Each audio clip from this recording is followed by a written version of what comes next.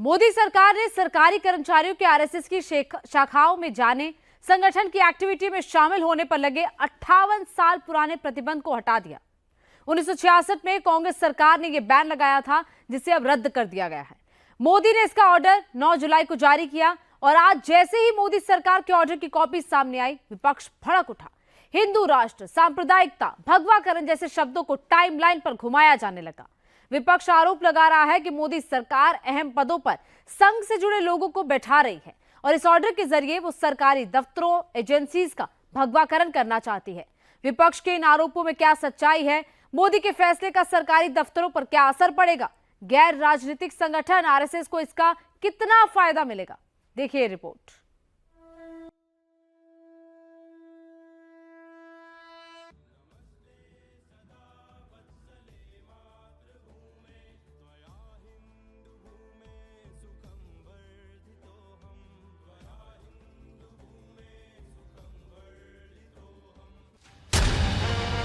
RSS पर मोदी के इस फैसले का इंपैक्ट क्या होगा? कितना बड़ा होगा? सरकारी अफसर शाखा में जाएंगे तो क्या असर पड़ेगा? कर्मचारियों की पथ संचलन में मौजूदगी से क्या मैसेज जाएगा? आरएसएस की शाखा में अब कलेक्टर साहब भी जा सकेंगे तो स्कूल में पढ़ाने वाले गुरुजी भी, संघ के पथ संचलन में सेंट्रल गवर्नमेंट के सेक्रेटरी भी शामिल हो सकेंगे तो पुलिस कप्तान भी। इसका पूरा असर आपको बताएंगे, लेकिन पहले ये जान लीजिए कि 99 साल पहले शुरू हुई आरएसएस की यात्रा कहां तक पहुंची। चंद लोगों से शुरू हुआ संगठन देखते ही देखते कैसे दुनिया का सबसे बड़ा संगठन बन गया।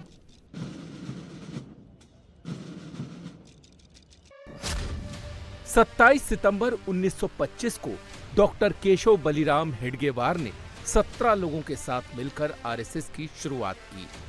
17 अप्रैल 1926 को नागपुर में हुई बैठक में संगठन का नामकरण किया गया। बैठक में मौजूद 26 में से 20 लोगों ने आरएसएस यानी राष्ट्रीय स्वयंसेवक संघ नाम के पक्ष में सहमति दी और इसी बैठक में ही हेडगेवार को संघ प्रमुख चुना गया। संगठन बनने के बाद इसे बढ़ाने का काम शुरू हुआ। कुछ लोगों को प्रचारक बनाकर महाराष्ट्र और दक्षिण भारत भेजा गया। महाराष्ट्र में आरएसएस के विस्तार के लिए शाखाएं शुरू कर दी गईं। लोगों को जोड़ने के लिए राष्ट्रीय स्वयंसेवक संघ अभी नियमित शाखा, साप्ताहिक मंडली, मासिक शाखा और कैंप लगाता है।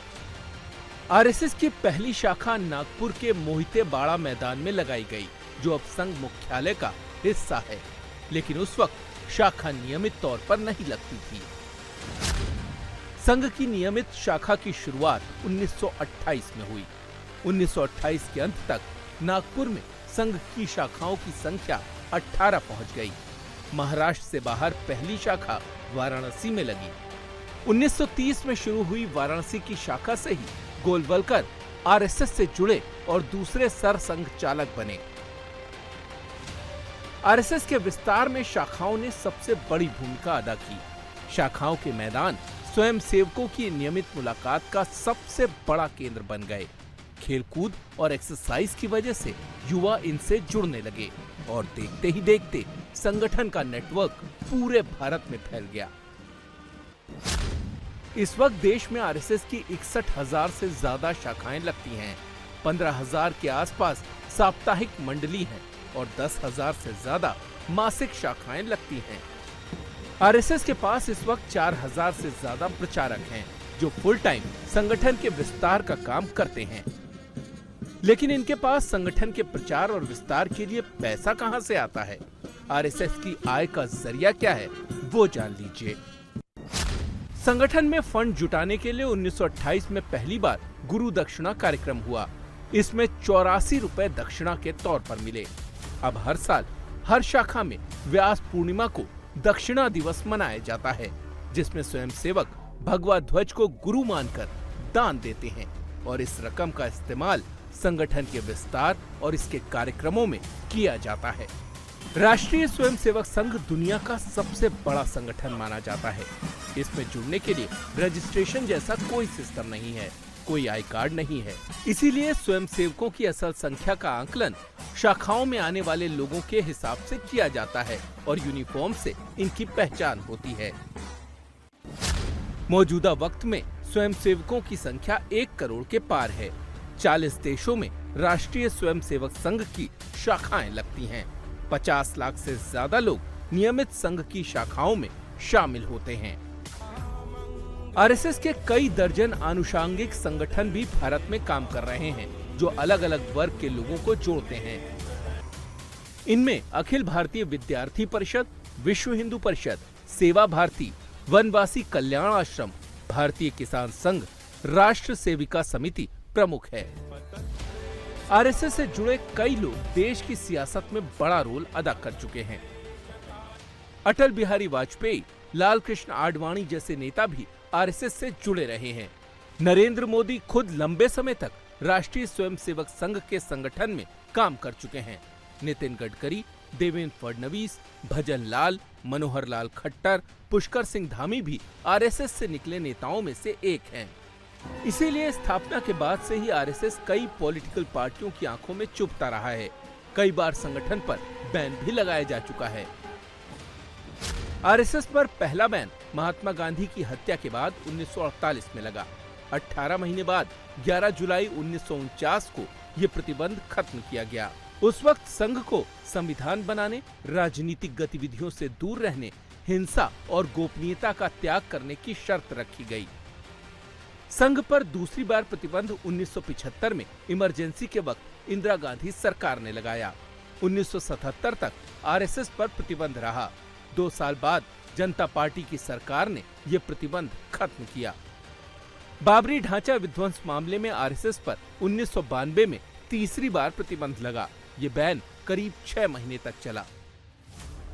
आजादी के बाद संघ से जुड़ने में किसी भी व्यक्ति के लिए कोई प्रतिबंध या शर्त सरकार की तरफ से नहीं रखी गई। लेकिन 1966 से लेकर 1980 तक सरकार ने 3 आदेश जारी किए और संघ से सरकारी कर्मचारियों के जुड़ने पर पाबंदी लगा दी गई।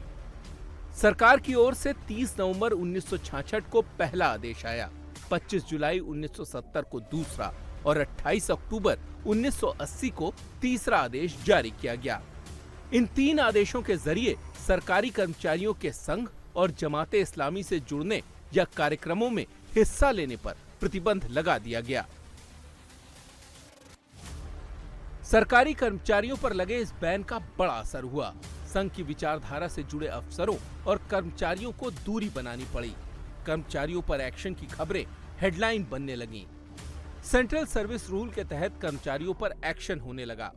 युवावस्था में संघ से जुड़े हुए लोग नौकरी लगने के बाद संगठन से दूर होते चले गए। जिन राज्यों में बीजेपी सत्ता में आई, उनमें से कई राज्यों ने सरकारी कर्मचारियों पर से ये प्रतिबंध हटा दिया। मध्य प्रदेश, छत्तीसगढ़, हिमाचल प्रदेश, गुजरात और हरियाणा में ये बैन पहले से ही हटाया जा चुका है। लेकिन मोदी ने अब इस प्रतिबंध को पूरे देश से हटा दिया। सरकारी कर्मचारियों पर एक्शन का डर खत्म कर दिया। अपने राजनीतिक स्वार्थों के चलते तत्कालीन सरकार द्वारा शासकीय कर्मचारियों को संघ जैसे रचनात्मक कार्य करने वाले संगठन के गतिविधियों में भाग लेने के लिए पाबंदी लगाई गई थी। शासन ने, वर्तमान के शासन ने आज उस पाबंदी को जो हटाया है, ये निर्णय समुचित है और भारत की लोकतांत्रिक व्यवस्था को ये निर्णय पुष्ट करेगा। सरकारी कर्मचारी अब आरएसएस से जुड़ सकेंगे, कार्यक्रमों में शामिल हो सकेंगे। ये खबर जैसे ही सामने आई, ओवैसी, अखिलेश, राहुल की पार्टी को मिर्ची लग गई। तो ये मैं समझता हूँ ये बिल्कुल गलत है, क्योंकि आरएसएस का जो मेंबर का ओथ होता है, पहले तो मराठी में था, बाद में उन्होंने उसको संस्कृत में किया, फिर थोड़ा अमेंडमेंट्स किए। वो ओथ आपको कहता है कि वो भारत की डाइवर्सिटी को, प्लुरलिज्म को नहीं मानते। वो तो हिंदू राष्ट्र के ऊपर कसम खाते हैं। तो जो हिंदू राष्ट्र के ऊपर कसम खाता, वो तो इंडियन नेशनलिज्म के खिलाफ बात कर रहा है। और मेरा मानना यह है कि जितने कल्चरल ऑर्गेनाइजेशंस है, उनको परमिट नहीं करना चाहिए। तीसरी बात यह है कि ऐसे कई कल्चरल ऑर्गेनाइजेशंस है जो कम्युनिस्ट आइडियोलॉजी को मानते हैं।